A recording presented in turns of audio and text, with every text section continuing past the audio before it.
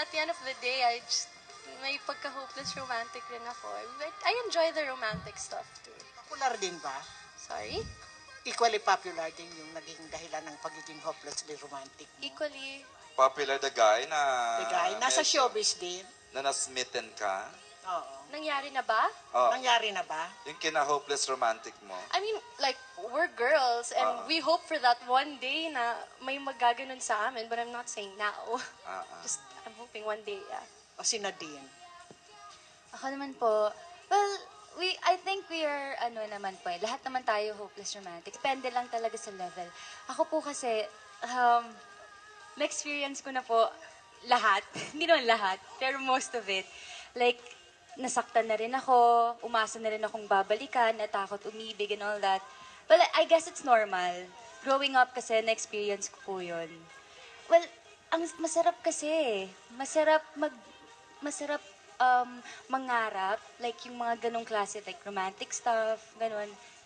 Masarap siya sa pakiramdam eh. So yun po. Ilang taong ka na ngayon, Nadine? 21 po. 21. Yes. Si James. James naman. I agree with Nadine. I mean, lahat ng mga Pinoy, we're all hopeless romantics. I mean, our teleseries, our movies are all based on love. So, me myself, I like to think of myself as a hopeless romantic as well. Ang tatanong ngayon ng question Thank you. ay naranasan na rin ang maging hopelessly, helplessly, Sino romantic. kaya eh? Si Leo Buka. Ay, Diyos ko, ikaw pala yun. Di ko na-introhan ka tuloy ng hopelessly and helplessly romantic. Ganon? Si Leo, go Si ahead. Derek Andoy. Derek, pakwento naman kung... Kasi di ba medyo matagal na nung na-direct mo yung dalawa sa Diary ng Pangit, di ba? Itong dalawa. Pa-update naman kami kung paano sila ngayon katrabaho. Kasi siyempre, di ba, nagmamature na yung si James saka si Nadine. And mas hindi ka ba nahirapan ngayon na kumpinsin sila sa mga mas nakakakilig na scene, saka dun sa smack scene na naglapat na ang kanilang mga labi. After 2 movies, Leo, no? Talk Back and You're Dead, Yeah. tsaka Diary ng Pangit. Okay. Nung una, with Diary ng Pangit, mas yun ang awkward stage because getting to know each other pa lang. Tapos nung nag-Talk Back and You're Dead, si James and Nadine, they know each other na. Dito para sa hopeless romantic, they know each other so well. Kaya mas madali na silang i-direct. Mas komportable na sila sa isa't isa.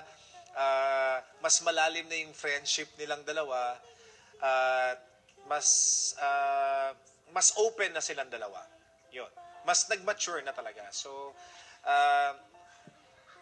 I think etong challenge dito sa paggawa ng pelikulang Hopeless Romantic was not really all about yung chemistry nila because it's there already. Okay. Ang pinaka-challenge was their schedule. Kasi mas mahirap na silang ma-schedule for shoots, di ba? Ayun. At of course, si Julia at saka si Inigo naman, this is my first time to work with them. Kaya lang, with Julia, kilala ko si Julia na pamangkin ni Clau Correct. Clau, na kasama sa set, ganyan. So, nung nakita kong, ay, dalaga na siya. Ako yung parang naging awkward at first. Pero both of them very very professional and very trusting. So they trusted me so well in directing them. So wala akong naging problema. Wala. Thank you. Okay. James, Okay. last question. Paano mo ngayon hinahandle yung fame? Kasi syempre, after Talk Back, Diary, tapos ito, tapos ABS-CBN Dreamscape project pa. So, hindi ka ba nalulula? Di rin naman. Chika, go ahead. How do you handle all these blessings coming in your way? Same with Nadine na rin. How do I handle it? Well, it all happened so fast. I mean, from Diary ng Pangit to where we are now. We're on to It's the been series. what? A year or two? 1 year. 1 year? 1 year lang? 1 year. So, For English me, naman it's a ako. good thing. It's a good thing that I have Nadine because we went through it all together from the start. So whatever I'm feeling, I know she's feeling the same thing. And that's how we handled it. Ano nga, Nadine nga, kung pareho din ang sasabihin. Diyos. How do you handle all this? Well, me and James are just really enjoying po talaga. And kami kasi, we use it as an instrument to like inspire people and to make people happy, to make them feel kilig.